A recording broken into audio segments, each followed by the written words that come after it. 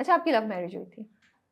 हाँ, अब मैरिज पे नहीं चली जाना। ये मुझे पता है, एक और इंटरव्यू में भी आप घबरा रही थी, बट क्यों? और तुम्हें हाँ, देखा था तुमने वो? हाँ, तो आप घबरा क्यों रही थी? मुझे तो लगता है कि ये बड़ी अच्छी बात है ना, आप मतलब जब आप बताएँगी एक पॉजिटिव बात, तो वो तो यंगस्टर्स सुन के उनको और अच्छी उम्मीद होगी अच्छा, ना। क्योंकि अभी देखिए अब कितनी ज़्यादा हमारे यहाँ शादियाँ बहुत टूट रही ज़्यादा, हैं, बहुत ज़्यादा। आप अगर आप यंग लड़के-लड़कियों से बात करें तो they are really scared of marriage. इसलिए मैं पूछ रही थी कि जब हमारे यहाँ लोग बताते हैं अच्छे पॉजिटिव एग्जांपल्स, तो मुझे लगता है फिर हुँ, थोड़ी उम्मीद आ जाती है इसलिए, हाँ, और थोड़ा-सा आपको बिल्कुल। तंग भी कर रहे हैं हम। ये मुझे उम्मीद थी। हुँ, अभी तुमने मुझसे पूछा कि अम्मी के सामने वो आप सीन्स देख लेती थी। एग्ज़ैक्टली। तो फिर अब तो मैं भी किसी की अम्मी हूँ। That's true. बट देखिए आप पोते-पोतियों से भी नहीं शेयर करेंगी, वो नहीं आपको तंग करते? नहीं, वो नहीं पूछते ये सवाल। ओके, ठीक है, कोई इश्यू नहीं, हम भी नहीं आपको तंग करेंगे, वी विल कीप दिस हाँ, रिस्पेक्ट। लव मैरिज हुई थी, लव मैरिज बिल्कुल हुई हुई थी, थी। हाँ। लेकिन उस टाइम पे लव मैरिज कॉमन थी? हाँ, कॉमन थी, हाँ, हो रही इसलिए थी? कि हम मतलब हमारे घरों के जो माहौल है, हुँ, उसमें पूछा ज़रूर जाता है शादी के ओके, लिए। ओके, तो हुँ, वो किसी को खुद ही अंदाज़ा हो जाता है कि भई यहाँ पे है हुँ, कुछ हुँ, रिलेशन, तो हुँ, पूछने की ज़रूरत भी नहीं पड़ती। लेकिन ओके, अभी भी कोई रिश्ते आते हैं, हुँ। तो पूछते ज़रूर हैं लड़कियों से। कहते हैं कि चाहे कितनी मोहब्बत हो, कुछ भी हो, लेकिन जब आप रहते हैं साथ, तब रियलिटी डिफरेंट होती है। आप एग्री करेंगी? बिल्कुल, हुँ, बहुत ही पाबंदी से एग्री करूँगी इस पे। ओके। तो जो लोग अरेंज मैरिज से डर रहे हैं, उन्हें पता होना चाहिए कि भई लव मैरिज वालों की भी वही हाल होता है, जो बिल्कुल, आपका होगा, तो बिल्कुल। ओके, शादी के बाद तो लव रहता है है, हाँ, बेशक, हुँ, लेकिन वो ज़िंदगी बड़ी तजुर्बों से गुज़रती है फिर। सही बात है। कि आपको सास-ससुर को भी देखना है, हुँ, आपको नंदों को भी देखना है, आपको हुँ, बच्चों को भी देखना है। हाँ। तो वो बिल्कुल लव जो है वो तो कहीं के कहीं रह जाता है। आपको क्या लगता है जब आप आस-पास देखती हैं अपने रिलेशनशिप्स, यंग कपल्स को या जनरली शादीशुदा जोड़ों को देखती हैं, क्या 2-3 चीज़ें आपको लगता है मिसिंग हैं जो पहले होती थीं, जिसकी वजह से शादियाँ बहुत स्ट्रॉन्ग चलती थीं या सर्वाइव करती थीं, और अब वो चीज़ें मिसिंग हैं आज के कपल्स में कि रिलेशनशिप्स कॉम्प्लिकेटेड हो रही हैं? देखो, बेशक बराबरी का रिश्ता है मियाँ-बीवी का, हुँ, हुँ, लेकिन इज़्ज़त एहतराम दोनों के लिए बहुत ज़रूरी है हुँ, कि शौहर का बीवी की इज़्ज़त करना और हुँ, बीवी का शौहर की इज़्ज़त करना, ट्रू। ये सबसे ज़्यादा ज़रूरी है। अच्छा, फिर जब शौहर की इज़्ज़त और मोहब्बत है, तो बाकी सारे रिश्ते सब एक तरफ रह जाते हैं। हुँ, तो वो मैं उसका फुकदान लगता है बहुत ज़्यादा।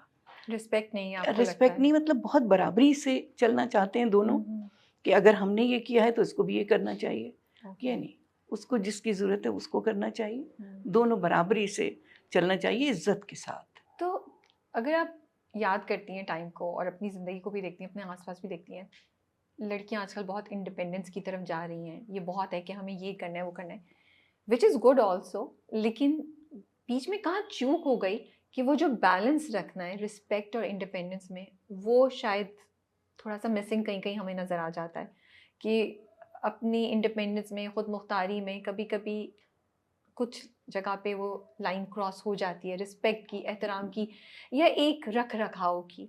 ये चूक कहाँ से हो गई? ये पेरेंट्स से हो गई, माशरा बहुत जल्दी इवॉल्व हो गया? आपकी कुछ सोच है इस पे? मेरी सोच ये है कि देखो, दोनों में बर्दाश्त का मादा होना ज़रूरी है, हुँ, और जब बराबर मुकाबला करेंगे एक दूसरे का, तो बात बिगड़ती चली जाएगी। ओके। मेरा बड़ा सादा सा उसूल है कि जिस वक़्त शौहर को गुस्सा आ रहा हो, हुँ, उस वक़्त आप खामोश रहिए। ओके। जब वो बिल्कुल काम हो जाए, हुँ, उस वक़्त आप अपनी बात मनवा भी सकते हैं। हुँ, लेकिन अगर साथ-साथ दोनों एक साथ, मज़े की बात बताऊँ कि मैं और मेरे शौहर दोनों लियो हैं, ओके। तो उसमें ये है कि मैं भी चाहती हूँ कि मेरी बात मानी जाए, हाँ, और वो भी यही मनवाना चाहा उन्होंने भी हुँ, हमेशा। लेकिन मैंने ये किया, ये मतलब गिरा में बाँध ली बात, कि जिस वक़्त मेरे हस्बैंड को गुस्सा है, वो जो मनवाना चाह रहे हैं, उस वक़्त खामोशी से समझो कि मैंने लहरों पे छोड़ दिया अपने आप को, जहाँ बहती ले जाएगी मैं चली जाऊँगी। ठीक है। लेकिन जब साहिल पर आ गए, तो फिर अपनी भी मनवा ली। फिर बताया? उस तक तो कर लिया मैंने, अभी बताती हूँ। नहीं, ये स्ट्रैटेजी भी इंटरेस्टिंग है। हाँ, हाँ, तो फिर ये कि वो भी हुँ, सुनते हैं, हुँ। हस्बैंड्स भी क्योंकि सुनते उस हैं वक़्त उस वक़्त। काम डाउन हो चुके होते हैं हाँ, ना। उस वक़्त हुँ। हाँ। अल्लाह ताला से किस तरह की रिलेशनशिप है? क्या गुफ्तगू होती है आपकी अल्लाह ताला से? मैं अल्लाह ताला से कभी लड़ भी लेती हूँ, हुँ, कभी नाराज़ भी हो जाती हूँ, और बाकायदा मुझे बास वक्त तो लगता है कि जैसे मेरी डायरेक्ट बात हो रही है, ओके।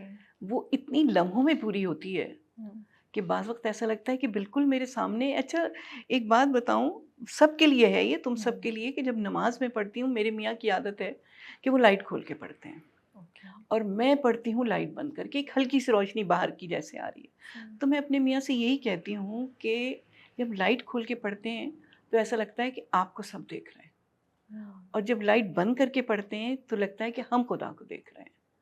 तो ये फ़र्क है। तो मुझे जब मतलब वैसी मध्यम लाइट में जब नमाज़ पढ़ती हूँ तो मुझे लगता है कि मैं डायरेक्ट मुखातिब हूँ। ओके। बिल्कुल, रो भी लूँगी, कह भी दूँगी, शिकवे भी कर लूँगी, तो मेरा ऐसा है। और बाज़ वक़्त तो ऐसी होती है कि अब उठी नहीं हूँ कि वो पूरी हो जाती वाओ, है। माशाल्लाह, छोटी-छोटी बातें, बड़ी तो ज़ाहिर है कि वक़्त लगता है, बट छोटी-छोटी। यही तो चीज़ है, छोटी बात भी आप अल्लाह से हुँ, मांगे और बड़ी बिल्कुल। बात भी। क्योंकि कभी-कभी हम अभी 2 दिन पहले ही मैं अपना वो कह रही थी कि ज़रूरी नहीं कि आप सिर्फ़ बड़ी बातों के लिए अल्लाह को मुखातिब करें या अल्लाह से करें छोटी, ना, हाँ। छोटी चीज़ के लिए भी पता नहीं कुछ हो गया था, शायद पानी गर्म नहीं आ गरम रहा था। पानी नहीं आ रहा। मैंने मैंने इसीलिए मैंने कहा अल्लाह ताला जल्दी से पानी करवा दे, ऑफ़िस जाना है, ये करना है, कुछ करना है। मैंने कहा अल्लाह बिल्कुल। ताला को पुकारो यार, और किसी को छोड़ो, तुम अल्लाह ताला को पुकारो और राज़िया। इतनी ही छोटी बातें मैं हाँ। माँगती हूँ और वो फ़ौरन हो पूरी जाती होती हैं, है, हाँ। That's true. बट जब आप शिकवा करती हैं, उसके बाद जाके आप सॉरी बोलती हैं अल्लाह ताला को? मैं, क्योंकि मैं बहुत करती हूँ ये कि मुझे गुस्सा आ जाए या चीज़ें, तो अल्लाह ताला क्यों हो रहा है? सॉरी से ज़्यादा मैं शुक्राना करती हूँ। ओके। ज़रूर, बहुत छोटी-छोटी बातों पे ये मैंने अपने बच्चों को भी तरबियत दी, इस बात की कि अगर उनके फ़ोन भी नए आए हैं ना, चेंज किए हैं, तो शुक्राने के नफ़िल ज़रूर पढ़ो। ओके, दैट्स तो वेरी गुड। वही समझो, वो हो जाती है, नाराज़गी मनाना भी हो जाता है अल्लाह सही को, बात है, और बिल्कुल। वही। और तवक्कुल को कैसे आप एक्सप्लेन करेंगे? आपको क्या लगता है तवक्कुल का क्या मायने होता है? आपको अपनी ज़िंदगी में तवक्कुल का क्या मायने नज़र आता है? मेरी तो पूरी ज़िंदगी तवक्कल में गुज़री है। अभी बताया ना, लहरों पे छोड़ दिया, हुँ। जहाँ ले गईं लहरें तो ले गईं। हुँ। अल्लाह पे भरोसा बस, हुँ। कि जो हो रहा है वो बेहतरी के लिए हो रहा है। ये सोच रखना। ये सोच रखना कि अल्लाह हुँ। ने जो किया है बेहतर किया है, हुँ। बेहतर होगा, और हुँ। फिर वो आहिस्ता-आहिस्ता दिखा भी देता है अल्लाह कि हाँ बेहतर बिल्कुल। था। लेकिन जो यूथ आपको सुन रही है, जो नई जनरेशन आपको सुन रही है, आप क्या उनको बोलेंगी? बिकॉज़ मुझे लगता है वो थोड़ा-सा स्ट्रगल करते हैं तवक्कुल से, दीन के साथ, जब उनकी ज़िंदगी में चैलेंजेज़ आते हैं। कोई 1-2 बातें आप उनको बोलना चाहेंगी अपने एक्सपीरियंस से? यही है कि कोशिश जारी रखना चाहिए, इतना तवक्कल करके हाथ पे हाथ रख के नहीं बैठना हाँ, चाहिए। वो तो ऑफ़ कोर्स या। वो तो ज़रूरी है कि हुँ। कोशिश ज़रूर करें और अल्लाह पे भरोसा करके कोशिश करें कि इसमें अल्लाह ताला ज़रूर कामयाब करेगा। तो यहाँ पे अल्लाह पे भरोसा ज़रूरी है, यकीन। यकीन ज़रूरी है, और हाथ पे हाथ रख के बैठ के तवक्कल करके बैठना सही नहीं समझती मैं। अच्छा, कफ़ील कैसा आया आपके पास? कफ़ील मेरे पास इतना इत्तेफ़ाक से मैं आइसक्रीम खाने गई हुई हुँ। थी। तो फ़ोन आया मेरे पास कि ये है और ऐसा कैरेक्टर है। मैंने कहा ठीक है, इत्तेफ़ाक से मैं फ्री थी, मैं घर शिफ्ट कर रही हूँ तो इसलिए और भी अपने आप को फ्री किया हुआ है मैंने। तो मैंने कहा चलो दे दूँगी, बहुत बड़ा प्रोजेक्ट है आपा, आपको करना है, आप ही करेंगी? मैंने कहा ज़रूर करूँगी। बिग बैंग से कॉल आई आपको? हाँ, बिग बैंग से हुँ। कॉल आई, तो अच्छा लगा मुझे बहुत काम करके भी। हुँ। और भास कैरेक्टर होते हैं। अच्छा, बिग बैंग वालों ने, बेचारों ने इतना बड़ा मसला बनाया हुआ था कि आपा बाल ग्रे करना पड़ेंगे। मैंने कहा कोई बात नहीं, दादी हूँ तो करूँगी। हुँ। फिर उसके बाद डायरेक्टर का फ़ोन आ रहा है मीसम का, आपा बाल ग्रे करना होंगे। हुँ। मैंने कहा इतने परेशान मत हो जाएगा। हो जाएगा, जब हाँ। कैरेक्टर तो कैरेक्टर है। हुँ। फिर जब मेकअप रूम में पहला दिन था, बैठे तो मीसम आए, थोड़ी-सी झुर्रियाँ भी डाल दो। मैंने कहा चलो ठीक है, हाँ, जब कैरेक्टर कर रहे हैं तो उसमें रच बस जाना चाहिए। बिल्कुल। तो आपने कैरेक्टर की उस वक़्त ग्रे किया आपने बाल? हाँ, उस वक़्त ग्रे किया। मतलब पूरा, या वो उससे पहले वही करते थे, हर सीन से पहले करते थे, या आपने चेंज करा नहीं, वो नहीं, कलर? नहीं, उस सीन से पहले हुँ। कर लेते थे, अच्छा, इसलिए सीन से कि पहले दूसरा करते काम थे। भी चल रहा होता है। वही मैं सोच हाँ, रही नहीं, थी, नहीं, हाँ। तो फिर वो तो कोई मसला नहीं कोई है। मसला नहीं हाँ, वो है। तो फिर आपकी ओरिजिनल कलर तो है हाँ, आपका, वही वो तो। तो टेम्परेरी होता है, सीन के बाद हो रही है, सही हो गए। हाँ, हाँ, बस टाइम ज़्यादा लगता होगा, हाँ, टाइम जैसे काफ़ी लगता था। अक्सर ऐसा होता है कि बहुत मसरूफ़ियत है कि यहाँ से आपको 2 सीन करवाने कहीं हुँ, और जाना है और सही बात इसमें है, ग्रे हैं बाल, अब क्या बिल्कुल। करें? हुँ, फिर मेकअप आर्टिस्ट जल्दी-जल्दी गीले कंघे से करके उसको फिर वो हुँ। करती है।